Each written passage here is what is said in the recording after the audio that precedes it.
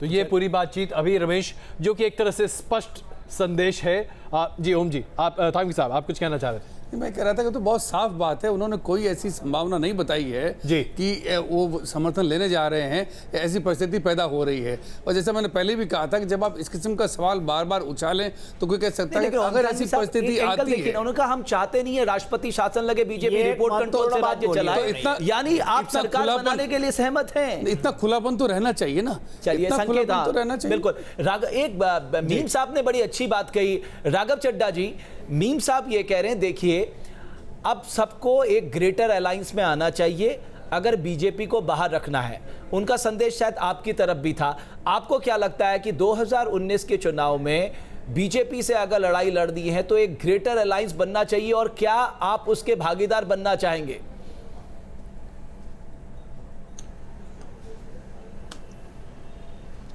कांग्रेस से देखिए 2019 में क्या होना है क्या नहीं होना, ये सब तो आने वाले राज्य के चुनावों पर निर्भर करता है। मैं अभी उस पर कोई कमेंट नहीं करना चाहूँगा, परंतु एक बात ज़रूर जोड़ना चाहूँगा कि आम आदमी पार्टी का जन्म कांग्रेस और भारतीय जनता पार्टी का जो सांप्रदायिकता की राजनीति रही है, भ्रष्टाचार की राजनीति रही है और अपराधीकरण की राजनीति रही है, उसका सफाया करने के लिए हुआ है। यदि हम इनके साथ हाथ मिलाकर अपना राजनीतिक सफर तय करेंगे तो फिर हमें और इनमें क्या फरक रह जाएगा? पहली बार हम कतई भी इनके साथ नहीं आना चाहते। आम आदमी पार्टी अपने बलबूते पे चुनाव लड़ेगी।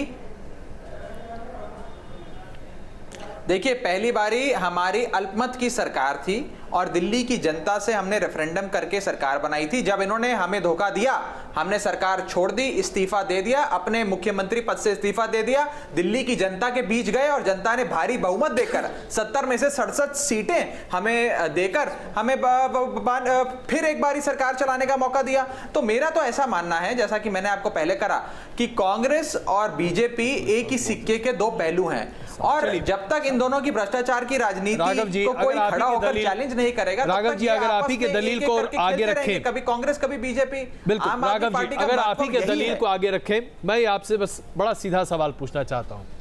कई बार जैसे कि महाभारत में भी कहा गया है, धर्म निर्धारित करता है कि आपका दोस्त कौन और आपका दुश्मन कौन। आम आदमी पार्टी का धर्म क्या कहता है?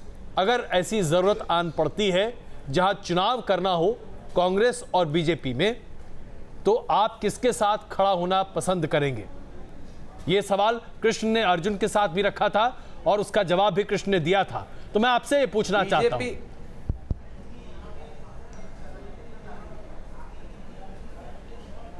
हमारे लिए तो बीजेपी और कांग्रेस दोनों ही अधर्म के पाले में खड़े हैं और आम आदमी पार्टी धर्म के पाले में खड़ी है। बीजेपी और कांग्रेस में किसी प्रकार का कोई भी, चलिए तो बहुत महत्वपूर्ण बात आपने आगे, तो मीम साहब जिस ग्रेटर अलायंस की बात आप कर रहे हैं, और आपको या जो आप कहना चाहते हैं, महत्वपूर्ण आपको बता दूं अजय जी, आपकी जानकारी के लिए, जी अजय जी आपकी जानकारी के लिए एक महत्वपूर्ण जानकारी आपको दे रहा हूं। बीजेपी और अकाली दल ने खुल्ला खुले आम पंजाब में अपील करी जनता से कि हमें वोट मत दीजिए, हम तो नहीं जीत रहे, पर हमारा वोट कांग्रेस को दे दीजिए, क्योंकि कांग्रेस जीत जाए, कहीं आम आदमी पार्टी वाले पंजाब में सरकार ना बना ले। ये ऑन रिकॉर्ड अपनी पब्लिक रैलीज में आईवीआर के जरिए, फोन के जरिए, एसएमएस, व्हाट्सएप कैंपेन के जरिए बीजेपी और अकाली दल ने मैंने जो कहा कि धर्म की लड़ाई में आपको जान पड़ता है, आप खुद अपने दोस्त और दुश्मन तय करते हैं, तो शायद अगर आपके चैनल नहीं चलाते, ये राघव जी इस चैनल पे बोल रहे हैं कि भारतीय जनता पार्टी ने, अकाली दल ने ये बात कही है। तो अगर ये बात भारतीय जनता पार्टी और अकाली दल अपनी रैलियों में कहता कि कांग्रेस पार्टी का समर्थन करिए, हम नहीं जीत रहे, तो ये किसी चैनल में नहीं चलता, आपके न्यूज नेशन के चैनल में नहीं चलता। आखिर किस रैली में इन्होंने कहा? तो अगर इस तरीके की बातें जिसका कोई सिर पैर नहीं है, और ये कहना कि भाजपा और अकाली दल ने चलाया, बड़े चैनल ने हिम्मत भी करी, किसी चैनल नहीं चलाया, कई बड़े चैनलों ने हिम्मत करी है चलाने की। नहीं, पाल साहब वो ये कह रहे हैं, आपने वादा किया था देश को भ्रष्टाचार मुक्त भारत देने का। एक बार पाल साहब, कोई छोटा चैनल है जो आपने नहीं चलाया? बड़े चैनलों ने हिम्मत की तो न्यूज नेशन ने नहीं हिम्मत की। आप रमेश भट्ट जी को जानते हैं, अजय जी को जानते हैं, इनकी क्रेडिबिलिटी को जानते हैं। पाल साहब यहाँ क्रेडिबिलिटी का सवाल नहीं है। पाल साहब सुनिए ना, वो ये कह रहे हैं कि क्या आप अधिकृत तौर पर ये मना कर रहे हैं? क्या मैं आपके चैनल पर सबूत दूं? नहीं, देखिए आइए हम इस मुद्दे के हम बात कुछ और कर रहे हैं, हम उस बात को कहीं और लेकर देना चाहते हैं तो इसमें बुरा क्या किया? बीजेपी ने किया, ये चौंकाने वाली बात है। नहीं क्या, चलिए आइए जरा मुद्दे को भटकाए नहीं, आइए हम जरा मुद्दे पर ही रहें। मुद्दा दरअसल ये था कि क्या वाकई में बीजेपी को रोकने के लिए शाम दाम दंड भेंट कुछ भी इस्तेमाल किया जा सकता है? हमारे दो विशेषज्ञ हमारे साथ मौजूद हैं, मैं यही सवाल आप दोनों के सामने रखना चाहता हूं। क्या आज वाकई में हिंदुस्तान में इतना बड़ा क्राइसिस है और बीजेपी क्या वाकई में उस स्टेट में पहुंच गई है जो एक जमाने में कहा जाता था इस देश की पूरी पॉलिटिक्स एंटी कांग्रेसिज्म पर थी? तो क्या आज हमारे देश में स्थिति ये हो गई है कि हिंदुस्तान की पूरी राजनीति एंटी बीजेपीइज्म पर होनी चाहिए?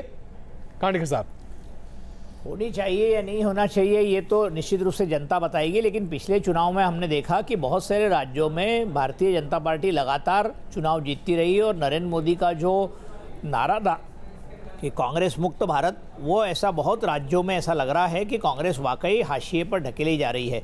तो ये करीब 60-70 के दशक में जो राजनीतिक जो चित्रपट था पूरे देश में कि एक तरफ कांग्रेस थी जिसकी मेजॉरिटी हर राज्य में थी, केंद्र में उनकी शासन थी, और कुछ दीगर दल, उस समय तो आप पार्टी थी भी नहीं या बाकी लोग, ये सब लोग कांग्रेस की खिलाफत कर रहे थे और कांग्रेस एंटी कांग्रेसिज्म चल रहा था। आज एंटी बीजेपीइज्म चल रहा है, लेकिन आप पार्टी की कांग्रेस से जम नहीं रही है, कांग्रेस की उससे जम नहीं रही है, तो इस तरीके से एक महागठबंधन बनना आज तो मुश्किल दिख रहा है। लेकिन आप देखिए ना कांग्रेस की, थानवी साहब, कांग्रेस अगर मान लीजिए सोनिया गांधी को आप याद करिए, सीताराम केसरी के बाद जब उन्होंने पद संभाला तो उन्होंने छोटे छोटे राज्यों में जाकर वहां गठबंधन करना शुरू किया, उनकी स्ट्रैटेजी रही, लेकिन तब उनके पास बार्गेनिंग पावर थी। आज कांग्रेस इस स्थिति में है कि साहब वो बार्गेन नहीं कर सकती कि हम आपके बड़े भाई होंगे। छोटे दल कहेंगे नहीं, आप छोटे भाई के तरीके से रहिए, हम आपको बताएंगे आपको कितनी सीट देंगे। तो कांग्रेस का उत्तर प्रदेश में तो उदाहरण दिख ही रहा है ना, जूनियर पार्टनर है वहां पर, देखने का जूनियर पार्टनर है। पर ये जो आपने गैर भाजपावाद वाली बात की, देखिए परिस्थितियों की बात है। जब इमरजेंसी के बाद कांग्रेस बदनाम हुई, कांग्रेस का चरित्र बदला, तो गैर कांग्रेसवाद की बात वैसे लोहिया के वक्त से भी चली आ रही थी।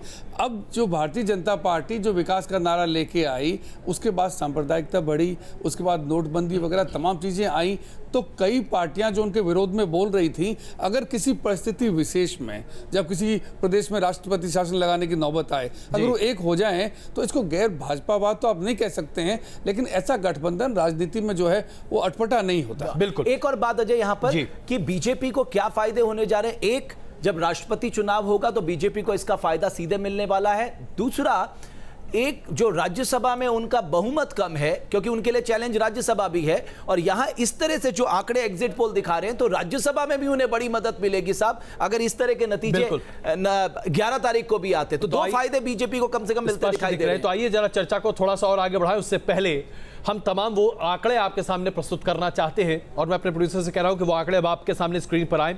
सबसे पहले बात कर लेते हैं उत्तर प्रदेश की। उत्तर प्रदेश को लेकर 4 एग्जिट पोल हमारे सामने है। एबीपी का एग्जिट पोल ये कहता है कि भारतीय जनता पार्टी 164 से 176 सीटें पा सकती है। समाजवादी पार्टी और कांग्रेस गठबंधन दूसरे नंबर पर 156 से 169 सीटें पा सकती हैं। बीएसपी तीसरे नंबर पर 60 से 72 सीटें और अन्य के खाते में 2 से 6। अगर आप इंडिया टीवी सी वोटर की बात करें तो बीजेपी 155 से 167, समाजवादी पार्टी गठबंधन 135 से 147, बीएसपी 81 से 93। अगर आप टाइम्स नाउ की बात करें तो 190 से 210 बीजेपी के खाते में जा सकती हैं। समाजवादी पार्टी कांग्रेस के खाते में 110 से 130 सीटें, बीएसपी के खाते में 57 से 74 सीटें, अन्य के खाते में 8 सीटें। और अगर आप इंडिया टीवी की बात करते हैं तो 185 सीटें बीजेपी के पास, इंडिया न्यूज माफ कीजिएगा, इंडिया न्यूज 185 बीजेपी के पास, 120 समाजवादी पार्टी और कांग्रेस के पास, 90 बीएसपी के पास। यानी कि स्पष्ट है कि अगर ये 4 एग्जिट पोल अपनी जगह सही हैं तो बीजेपी सबसे बड़ी पार्टी या फिर सरकार बनाने की स्थिति में उभर रही है। अगर हम उत्तराखंड की बात करें तो वहां के लिए भी 4 सर्वे हमारे पास हैं जो कि एग्जिट पोल के आधार पर हैं। आज तक का मानना है कि बीजेपी के पास 46 से 53 सीटें जा सकती हैं, कांग्रेस के पास 12 से 21 सीटें जा सकती हैं। और अगर आप एबीपी की बात करें तो उसका अभी डेटा उपलब्ध नहीं है, लेकिन India TV C voter BJP और कांग्रेस के बीच बराबरी की बात कर रहा है, यानी कि 29 से 35 सीटें दोनों पार्टियों को मिल सकती हैं। इसमें से कौन आगे बढ़े यह कहना बड़ा मुश्किल होगा। न्यूज 24 चाणक्य कहता है कि बीजेपी के खाते में 53 सीटें जा सकती हैं, कांग्रेस के खाते में 15 सीटें। तो यह स्थिति आ रही है। पंजाब को लेकर भी 4 एग्जिट पोल सामने हैं। आज तक के हिसाब से शिरोमणि अकाली दल और बीजेपी गठबंधन के खाते में अधिकतम 7 सीटें जा सकती हैं। कांग्रेस के खाते में अधिकतम 71 सीटें और आम आदमी पार्टी के खाते में अधिकतम 51 सीटें जा सकती हैं। इंडिया टीवी के आधार पर आम आदमी पार्टी सरकार बना सकती है। 59 से 67 सीटें आम आदमी पार्टी को मिल सकती हैं। कांग्रेस दूसरे नंबर पर 41 से 49 और एसएडी और कांग्रेस 13 सीटें अधिकतम पा सकती है। न्यूज़ 24 के आधार पर कांग्रेस और आम आदमी पार्टी दोनों को 54 सीटें मिल सकती हैं, 54 सीटें। और इंडिया न्यूज़ के आधार पर कांग्रेस और आम आदमी पार्टी को 55 सीटें मिल सकती हैं, यानी कि बराबरी, यानी कि बहुत ही मिला जुला ये अवसर दिखाई दे रहा है। टाइम्स नाउ ने, अजय, अगर आप देखेंगे टाइम्स नाउ ने कांग्रेस को 48 और आम आदमी पार्टी को 61 दिए, यानी इंडिया टीवी, सी वोटर और टाइम्स नाउ का सर्वे आम आदमी पार्टी की सरकार बनाते दिखाई दे रहा है और बाकी में एक बहुत क्लोज टाई अप। तो यहाँ 50-50 का मार्जिन है। और अखिलेश यादव, ये सबसे बड़ी, अगर मुझे लगता है कि आज के राजनीतिक घटनाक्रम का जो सबसे बड़ा बयान अगर कहीं से आया है तो वो उत्तर प्रदेश के मुख्यमंत्री अखिलेश यादव के हवाले से आया है, जो कह रहे हैं कि राष्ट्रपति शासन लगने के बजाय बीजेपी रिमोट कंट्रोल से उत्तर प्रदेश को चलाए, उससे बजाय है हम गठबंधन के विकल्प पे जरूरत पड़ने पे विचार कर सकते हैं। अगर आप बड़ी फाइट बीजेपी से मान रहे हैं तो क्या ये समझा जाए कि चुनाव नतीजों के बाद बसपा से गठबंधन का रास्ता बंद नहीं है? नहीं, गठबंधन के लिए मैं अभी इसलिए नहीं कह सकता हूं कि हम खुद सरकार में बनाने जा रहे हैं और जो बहुजन समाज पार्टी के नेता हैं उनको मैंने एक रिश्ते से हमेशा सम्मान दिया है, तो ये स्वाभाविक है लोग ये मानेंगे कि अगर कहीं कमी होगी तो हम बहुजन समाज पार्टी के साथ ना चले जाएं या बहुजन समाज पार्टी का सहयोग ना ले लें। ये बात अभी कहना मुश्किल है, लेकिन मैं ये कहता हूँ हमारी और कांग्रेस, समाजवादी और कांग्रेस का बहुमत आने वाला है, बहुमत के साथ सरकार बनेगी। आपने अभी तक गठबंधन को लेकर जो हमारे जितने भी सवाल हैं स्पष्ट जवाब नहीं दिया है, तो क्या ये माना जाए कि आप संभावना से इनकार नहीं कर रहे हैं, जरूरत पड़ेगी जिससे मिलेगा साथ लेंगे? मैं अभी भी कहना चाहता हूं, मेरा मानना है कि समाजवादी पार्टी को किसान, महिलाओं ने और नौजवानों ने समर्थन दिया है। बीजेपी कोई काम नहीं बता पाई है, परिस्थितियां क्या बनेंगी वो तो वोट के बाद पता लगेगा, खुल जाएगा। समाजवादी और कांग्रेस दोनों ही को अच्छी सीटें जीतना नहीं, अकेले ही सरकार बनाएंगे। हाँ, अगर सरकार के लिए जरूरत पड़ेगी तो देखिए, कोई नहीं चाहेगा कि उत्तर प्रदेश में राष्ट्रपति शासन लागू हो, बीजेपी रिमोट कंट्रोल से उत्तर प्रदेश को चलाए, तो ये तो कोई नहीं चाहेगा। तो आपने देखा अखिलेश यादव ने स्पष्ट तौर पर कहा कि भाई अगर राष्ट्रपति शासन की स्थिति है तो ऐसे में बीएसपी से भी समर्थन लेने में कोई गुरेज नहीं है। और उन्होंने अपने नाते रिश्ते की बात भी कही। यह बात दीगर है कि हर कोई मानता है कि अखिलेश यादव मायावती जी को अपनी बुआ कहते रहे हैं, तो ये बात दीगर है, इसमें कहीं कोई दुविधा की बात नहीं है। नरेश अग्रवाल, समाजवादी पार्टी के वरिष्ठ नेता, क्या कह रहे हैं इस मुद्दे पर, आइए आपको दिखाते हैं। और पार्टियों के वादे किस आधार पर मैं नहीं कर सकता हूं, लेकिन हम अपना वादा इस मारे कर रहे हैं कि हमारी सरकार बनेगी कि हमने 5 साल काम किया है, हमने 2012 में जो वादे किए थे सब पूरे करे। आप सबने दिखाया कि अखिलेश सबसे पॉपुलर चीफ मिनिस्टर है, पूरे प्रदेश की जनता चाहती थी अखिलेश को मुख्यमंत्री बने। हमारी उपलब्धि अखिलेश मुख्यमंत्री, हमारा गठबंधन, दो नौजवानों का आगे बढ़ना पूरे प्रदेश को भाया। तो जाहिर सी बात है, एक सधा हुआ बयान हर कोई दे रहा है, क्योंकि अब जब पार्टी के मुखिया ने ही इस बात को स्पष्ट कर दिया है। ओम तांगी साहब, जो परिस्थितियां निर्मित हो रही हैं इसमें अगर, जैसा कि आप कह रहे हैं कि एग्जिट पोल पर आपको बहुत यकीन नहीं है, तमाम जो एग्जिट पोल आ रहे हैं, हो सकता है कि कुछ अलग तस्वीर निकल कर आए। मान लीजिए कि समाजवादी पार्टी और कांग्रेस सबसे बड़े गठबंधन के तौर पर सामने आते हैं, लेकिन जैसा कि आपने कहा बाहर से बीएसपी से समर्थन लिया जा सकता है और इस पर विकल्प पर अखिलेश यादव बहुत ऐतराज भी नहीं कर रहे हैं। वो सरकार क्या स्थिर सरकार होगी? क्या वो सरकार, अगर ऐसी सरकार बनती है तो वो अखिलेश यादव की सरकार होगी? क्या अखिलेश यादव उसे उसी तरीके से चला पाएंगे जैसा उन्होंने पिछले 5 साल चलाया? ये देखिए, एक तो ये तो बहुत अभी दूर की संभावना है। 3 बार वही सवाल जब अखिलेश को पूछा गया और उसके बाद फिर कहा गया कि लेकिन अगर ऐसा हो, तो मेरा ख्याल है कि कोई भी ये कहेगा अगर ऐसा हो और ऐसी नौबत आए कि राष्ट्रपति शासन लगने वाला है तो हम समर्थन ले लेंगे। अब आपका कहना है कि समर्थन ले लिया तो क्या सरकार टिकाऊ होगी? ऐसी सरकार कभी टिकाऊ नहीं हुई। कोई न कोई मौका दे के देखिए, बसपा ने भाजपा के साथ सरकार बनाई थी, उनको अटंगी लगाई। इनके साथ मिलकर के भी कोई भरोसा करके तो नहीं चल सकते हैं बसपा का। लेकिन हाँ ये है कि एक बार तो ज़रूर अगर हंग असेंबली आती है तो इस किस्म की खिचड़ी सरकार जो है वो बन सकती है। ओके, जगदम्बिका पाल साहब, क्योंकि आप भी खाटी कांग्रेसी रहे हैं, कांग्रेस हार क्यों रही है लगातार? अरे रोज आपने अभी इसी अपने डिबेट में आज कहा कि जब तक कांग्रेस को कोई सीरियस लीडर्स नहीं मिलेगा, जब तक कांग्रेस को नेतृत्व देने की क्षमता और वर्कर्स को, देश की जनता को भरोसा नहीं दिलाएगा। अब जब लोग ये देख रहे हैं कि आपने 27 साल यूपी बेहाल शुरू किया और आपकी खाट पंचायत शुरू हुई, लखनऊ आते आते आगे तक आपने वो छूट गया और आपने बैतरणी के लिए सहारा पकड़ लिया समाजवादी पार्टी का। तो जब आप में आत्मविश्वास नहीं है और आप पराजय स्वीकार करके आप दूसरे के साथ जाके जुड़ जा रहे हैं, तो जनता आपको क्यों वोट देगी? अगर जनता को वोट देना होगा तो फिर वो अखिलेश यादव को देगी, आपको क्यों देगी?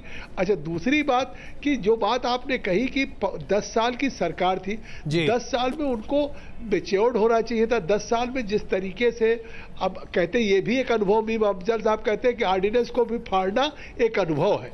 अगर कोई संगठन का सबसे बड़ा नेता अपनी सरकार के ऑर्डिनेंस को फाड़ दे तो प्रधानमंत्री को इस्तीफा दे देना चाहिए था। लेकिन अब किन परिस्थितियों में कांग्रेस का हम लोग आकलन काफी कर चुके, तो अब लेकिन मैं कुछ एक सवाल आपके सामने रखना चाहता हूं, और वो इसलिए क्योंकि आप हमेशा से बड़ी ही प्रबुद्ध तरीके से चीजों को समझते भी रहे और उसकी व्याख्या भी करते रहे।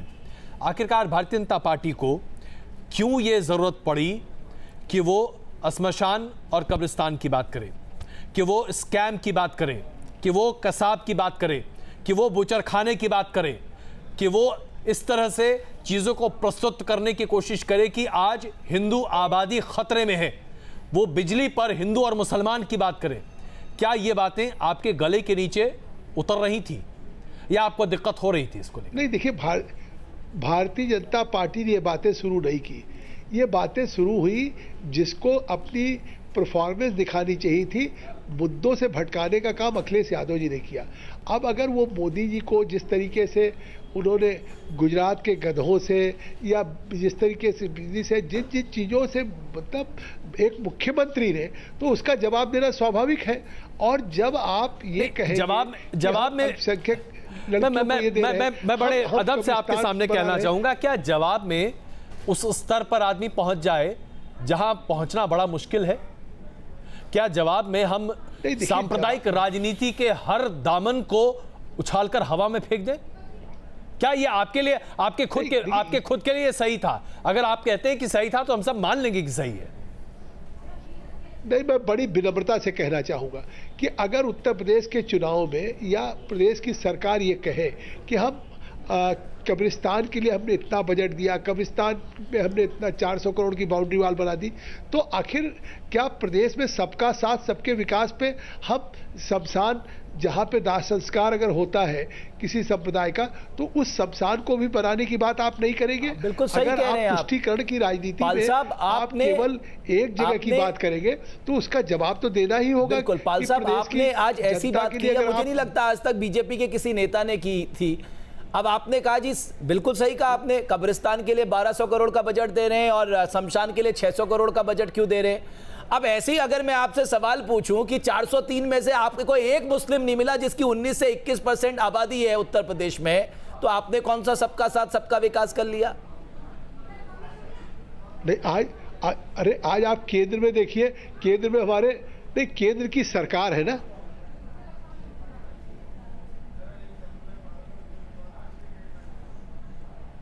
जी, आपको आवाज आ रही है? आज केंद्र में हमारी सरकार है जी, और सरकार से बड़ी कोई चीज नहीं होती। सरकार में आज हमारे अल्पसंख्यक मंत्री हैं, तो अब ये नहीं है कि सबका साथ सबका विकास नहीं है। मैं उंगलियों पे गिन सकता हूं, आपके पूरे मंत्रिमंडल में सिर्फ 2 ऐसे लोग हैं जो अल्पसंख्यक हैं।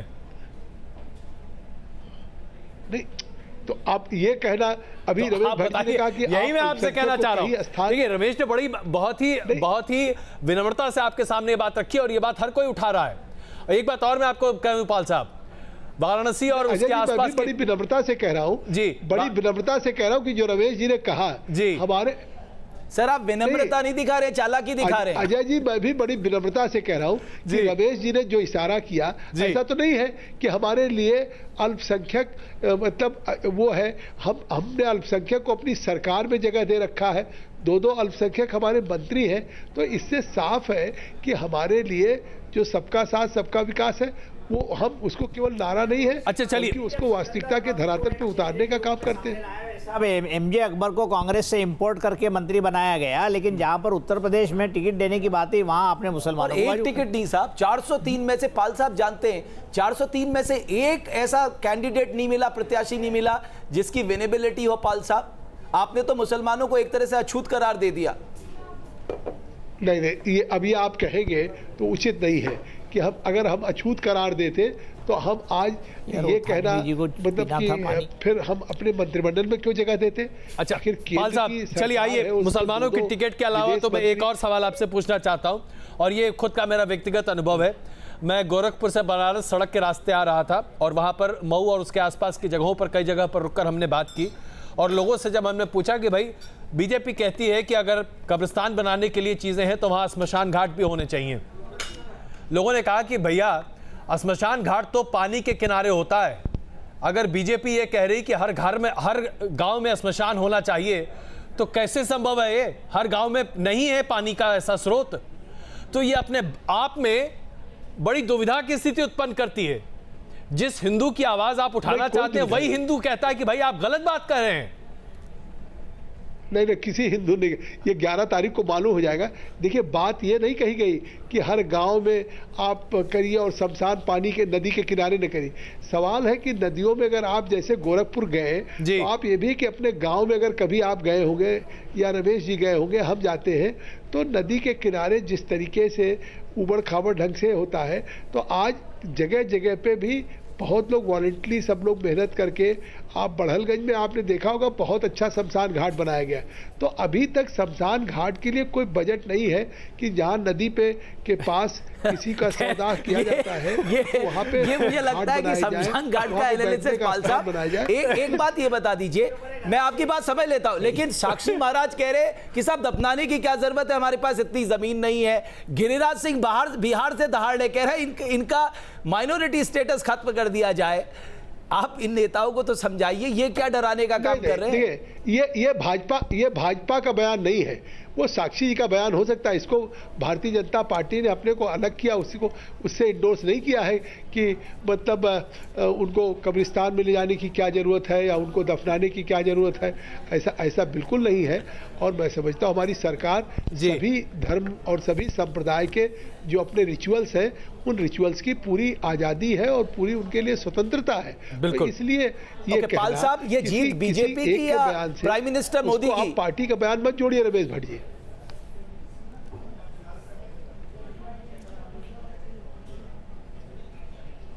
पाल साहब, रमेश ने बड़ा सीधा सवाल आपसे रखा कि अगर उत्तर प्रदेश में, अगर उत्तराखंड में, अगर गोवा में और मणिपुर में जीत भारतीय जनता पार्टी को मिलती है, क्योंकि ऐसा लगता है एग्जिट पोल के आधार पर कि पंजाब में तो आपको जीत नहीं मिल पाएगी, तो ये जीत प्रधानमंत्री नरेंद्र मोदी की होगी या सिर्फ बीजेपी की जीत होगी?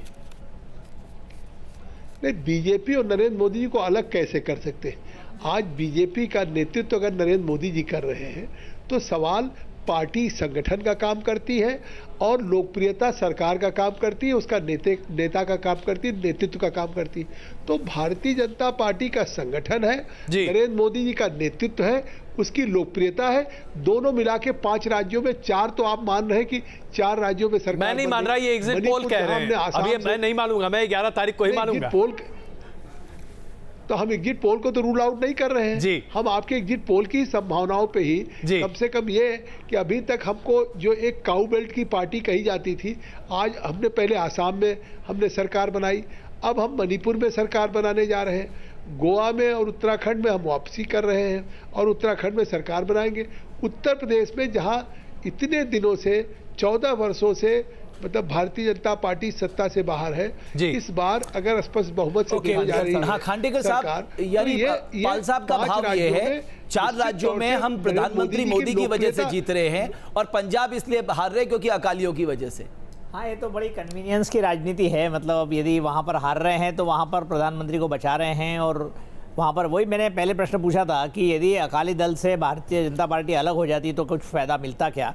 लेकिन उनके पास ये बात भी सही है कि हार का ठीकरा वो मोदी जी के सिर पर फोड़ने से तो रहे। जी। और आइए जरा अपने ये दर्शकों, साथ रह पाएंगे इसके बाद पंजाब में बीजेपी और अकाली अब साथ नहीं रह रहेंगे, अब पाएंगे? नहीं रहेंगे, मुझे नहीं लगता है, मुझे नहीं लगता है। बहुत मुश्किल रहेगा। बिल्कुल। आइए आज तो जरा एक बार फिर से आंकड़े आपके सामने प्रदर्शित करते हैं। हम आपके सामने लगातार ये आंकड़े प्रदर्शित कर रहे थे। अब हम जरा पंजाब की बात कर रहे हैं, जहां पर स्थिति बड़ी ही अलग तरीके की आ रही है। खास करके अगर आप बीजेपी और शिरोमणि अकाली दल की बात करें तो कोई भी एग्जिट पोल इस गठबंधन को 7 से 9 उससे अधिक सीट देने को सुपड़ा तैयार साफ हो नहीं। गया एक तरह से। मतलब ये प्रदर्शित करता है, ये हालत है। मतलब भाजपा मतलब के लिए दो ये बीजेपी के लिए भी बहुत चिंता की बात होगी कि पंजाब में ये स्थिति हो जाए जहां आप नगण्य पहुंच जाए, और ये बहुत ही दुखद स्थिति होगी कम से कम अगर ऐसा होता है तो। अगर हम गोवा की बात कर लें तो गोवा में इंडिया टीवी सी वोटर ने भारतीय जनता पार्टी के खाते में 15 से 21 सीटें की बात कही है, कांग्रेस में 12 से 18 सीटों की बात कही है, आम आदमी पार्टी को अधिकतम 4 सीट और अन्य के खाते में 2 से 8 सीटें हैं। इंडिया न्यूज के आधार पर गोवा में बीजेपी के खाते में 15 सीटें जा सकती हैं, कांग्रेस के खाते में 10 सीटें, आम आदमी पार्टी के खाते में 7 सीटें और अन्य के खाते में 8 सीटें जा सकती हैं। यानी कि यहां पर भारतीय जनता पार्टी की सरकार बन सकती है। ये बात तब जबकि समर्थन मिल जाए अन्य का। बिल्कुल। और अन्य में हमें इस बात को मानना पड़ेगा, ज्यादातर उन्हीं से टूटे लोग हैं। इनसे बीजेपी से ही नाराज लोग थे जिनके पास ये बात मुझे लगता है इसीलिए मेयर के लिए समर्थन भी दे दिया वहां मुंबई में। और अगर हम मणिपुर की बात करें तो सिर्फ इंडिया टीवी सी वोटर का एग्जिट पोल सामने है, जिसमें यह कहा जा रहा है कि भारतीय जनता पार्टी के खाते में 23 से 31 सीटें जा सकती हैं, कांग्रेस के खाते में 17 से 23 सीटें जा सकती हैं और अन्य के खाते में 9 से 15 सीटें जा सकती हैं। यानी कि यहां पर भी अगर इंडिया टीवी सी वोटर की एग्जिट पोल को सही माने तो ऐसा लगता है कि कांग्रेस को अपना गढ़ बचा पाने में नाकामयाबी मिल सकती है और यहां पर भारतीय जनता पार्टी बेहतरीन तरीके से आगे बढ़ सकती है। लेकिन मूलतः अगर वापस लौटे तो आंकड़ों के इस बंदरबाट में सबसे आगे है उत्तर प्रदेश, जहां रमेश आप जरा एक बार फिर दर्शकों को बताएं कि क्या स्थिति है। अगर उत्तर प्रदेश की हम बात करें, एबीपी सीएचडीएस 164 से 176 सीटें दे रहा है भारतीय जनता पार्टी को, जबकि एसपी कांग्रेस अलायंस को 156 से 169 और 60 से 72 जो है वो बीएसपी को। अगर इसी को हम आगे बढ़ाएं इंडिया टीवी सी वोटर तो 155 से 167, एसपी और कांग्रेस अलायंस को 135 से 147, बीएसपी को 81 से 93 सीट के बीच।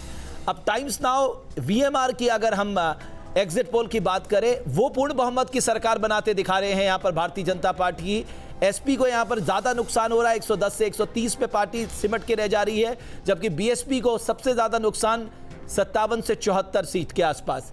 इंडिया न्यूज एमआरसी की अगर बात करें तो 185 सीटें बीजेपी को मिल रही हैं, एसपी कांग्रेस अलायंस को 120। यानी एक तरह से सारे एग्जिट पोल कह रहे हैं कि बीजेपी नंबर 1 पार्टी रहेगी। अब सिर्फ हमें इंतजार इस बात का करना है कि अगर बीजेपी अपने दम पे सरकार नहीं बना पाती तो एसपी और बीएसपी और कांग्रेस क्या फिर एक greater alliance pre post poll alliance बनाएंगे, और अगर ऐसा नहीं होता तो एक खतरा अजय हमेशा बने रहता है, जो सबसे कम सीटों वाली पार्टी होती है उसके टूटने का खतरा सबसे बड़ा रहता है। तो कोई पार्टी ये भी रिस्क नहीं लेना चाहेगी कि, और बीजेपी इस मामले में आपको मालूम है। खांडेकर साहब, अब एक छोटा सा आकलन यहां हम आपसे चाहेंगे। अगर उत्तर प्रदेश की परिस्थितियों को देखें, भारतीय जनता पार्टी अगर यहां सरकार बना पाती है, जो कि एग्जिट पोल के आधार पर लगता है कि सबसे बड़ी पार्टी के तौर पर है, तो यह बहुत बड़ा जंप होगा। करीबन 150 से ज्यादा सीटों का जंप होगा जो भारतीय जनता पार्टी लेगी सिर्फ 5 साल के इस अंतराल में। तो क्या यह माना जाए कि जो कहते हैं कि सोशल इंजीनियरिंग, सीट मैनेजमेंट और टिकट डिस्ट्रीब्यूशन, जो महारत अभी तक अमित शाह जी की मानी जाती रही है, ये उसी का परिणाम होगा और चेहरे के तौर पर प्रधानमंत्री नरेंद्र मोदी? देखिए, ऐसा है कि यदि आज जो हमने एग्जिट पोल के जो आंकड़े देखे उसमें यदि उत्तर प्रदेश में वाकई सरकार बना रही तो इसका श्रेय प्रधानमंत्री नरेंद्र मोदी और अमित शाह को इसलिए दिया जाना चाहिए कि उन्होंने मेहनत बहुत की है। इस एज में यदि आप देखें, इतनी मेहनत राहुल गांधी उनसे आधी उम्र के होने के बावजूद वो नहीं कर रहे हैं जी। तो इनकी स्ट्रैटेजी, चाहे डीमोनेटाइजेशन की स्ट्रैटेजी हो या बहुत साल भर पहले से उन्होंने सोशल इंजीनियरिंग की हो, लगातार अब कुछ लोग कह रहे हैं कि प्राइम मिनिस्टर 3 दिन तक वाराणसी में क्यों रुके, तो वो अपनी कॉन्स्टिट्यूंसी में क्यों नहीं रुक सकते, ये भी एक प्रश्न है। यदि वो अपनी कॉन्स्टिट्यूंसी की तरफ देखना चाहते हैं, उनके पास समय नहीं है, राष्ट्रीय लीडर है, प्राइम मिनिस्टर हैं, तो मुझे लगता है कि अमित शाह और वो स्थानीय जो उनकी वो है, मुझे टिकट डिस्ट्रीब्यूशन का बारे में काफ़ी अंदाज है तो ये मानना पड़ेगा कि भारतीय जनता पार्टी का संगठन और राष्ट्रीय स्वयंसेवक का संघ का जो सपोर्ट है उसके साथ में खासकर अमित शाह का बूथ लेवल मैनेजमेंट और उन्होंने जिस तरीके से लोकसभा में सीटें दिलवाई थी या यहाँ पर भी जो उन्होंने मेहनत की है, तो उन्होंने निश्चित रूप से भारतीय जनता पार्टी को इसका क्रेडिट तो मिलना चाहिए। आप सोचिए, आप देखिए ना, प्रधानमंत्री नरेंद्र मोदी की शख्सियत को आप एक बार गौर करिए। डीमोनेटाइजेशन के बाद जाहिर तौर पर हम सड़कों पे उतर के लोगों से बात कर रहे थे, लोगों में गुस्सा है। उस व्यक्ति ने 2 महीने में उस गुस्से को भी अपने पक्ष में कर लिया। तो आप सोचिए कि ये तो एक कैरिस्मेटिक लीडर ही कर सकता है। मैं कुछ आंकड़े आपके सामने प्रस्तुत करना चाहता हूं। उत्तर प्रदेश के चुनाव प्रचार में प्रधानमंत्री नरेंद्र मोदी ने 21 रैलियां की, खुद 2 रोड शो किए और 4 जनवरी से उन्होंने रैलियों की जो शुरुआत की वो बनारस में 3 दिन जाकर खत्म हुई। आपने यहाँ पर अभी वो क्लिप दिखाई थी, मैं देख रहा था, इसके पहले भी आई है जी। नरेंद्र मोदी जी को हमको ये भी देखना चाहिए कि वो टेररिज्म के अगेंस्ट में भी खड़े हैं, तो उनको एक सॉफ्ट टारगेट भी है। लेकिन जिस तरीके से वो उत्तर प्रदेश जैसे राज्य में पब्लिक में घुस के मिल रहे हैं, आसपास भले सिक्योरिटी रिंग है, तो इस बात को मानना तो पड़ेगा कि उस आदमी ने अपनी पार्टी को जिताने के लिए दिन रात एक किया। लेकिन आप देखिए ना, इसमें दूसरे पार्टी का योगदान कैसे रहता है। अब मुस्लिम वोट बैंक के लिए एसपी और बीएसपी में लड़ाई छिड़ गई। एसपी ने कांग्रेस के साथ गठबंधन कर लिया, बीएसपी ने कहा सारा हमको पड़ रहा है, तो उसने काउंटर पोलराइजेशन को जन्म दे दिया जो बीजेपी के पक्ष में जाता दिखाई दिया, और एग्जिट पोल के नतीजे भी इसी ओर इशारा कर रहे हैं। मैं आपको यहां बता दूं कि मुझे आश्चर्य नहीं होगा कि 2018 में यदि अयोध्या में मंदिर निर्माण की तरफ यदि कोर्ट के फैसले के बाद यदि बीजेपी बहुत तेजी से आगे बढ़ती है, I will not be surprised. That is their next step towards fulfilling an old promise जी। तो बीजेपी जिसके लिए खड़ी है, बीजेपी यदि हिंदू राष्ट्र की बात करती है या बीजेपी ये बात करती है कि हम हिंदुओं के साथ में खड़े हैं, तो उन्होंने एक उत्तर प्रदेश में ये मॉडल भी दिखा दिया कि हम इतनी सीट्स पे हम एक भी मुस्लिम को नहीं देता है। वो सही है गलत है, वो उसका क्रिटिसिज्म या उसका एनालिसिस हम कर सकते हैं, लेकिन ये बात सही है कि मोदी जी के नेतृत्व में, अमित शाह के नेतृत्व में भारतीय जनता पार्टी उसी एजेंडे पे जा रही है जहाँ पर मोहन भागवत या बाकी सब लोग ले जाना चाहते हैं। खांडेकर साहब, अगर मैं इसकी तुलना गुजरात मॉडल से करूं तो क्या आज ये कहना गलत होगा कि दरअसल भारतीय जनता पार्टी डंके की चोट पर गुजरात मॉडल को देश के कई राज्यों में सीधे तौर पर अपना रही है और कह रही है कि भाई हम ऐसे हैं, मानो या न मानो?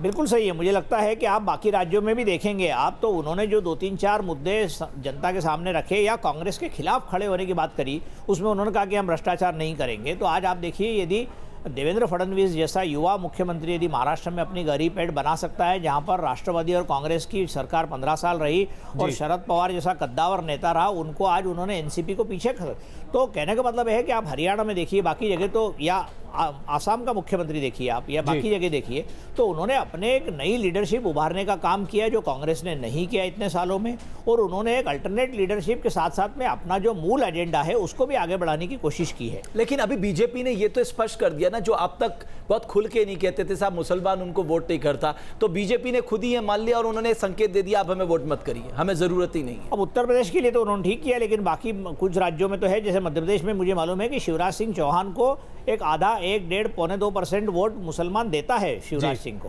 तो शिवराज सिंह ने अपनी एक ऐसी इमेज बना रखी है कि जो बहुत हार्डलाइनर नहीं है। आपको मालूम है कि मोदी जी ने गुजरात में वो स्कल कैप पहनने से मना कर दिया था, तो मोदी जी एक बहुत ही कट्टर हिंदुत्व के लीडर है, लेकिन बाकी कुछ लोग ऐसे भी हैं। आप एक चीज और, अभी हमने मोदी, आप सोचिए, आपको लगता है कि कांग्रेस पार्टी को सीरियसली थिंक करना होगा प्रियंका गांधी को लेकर?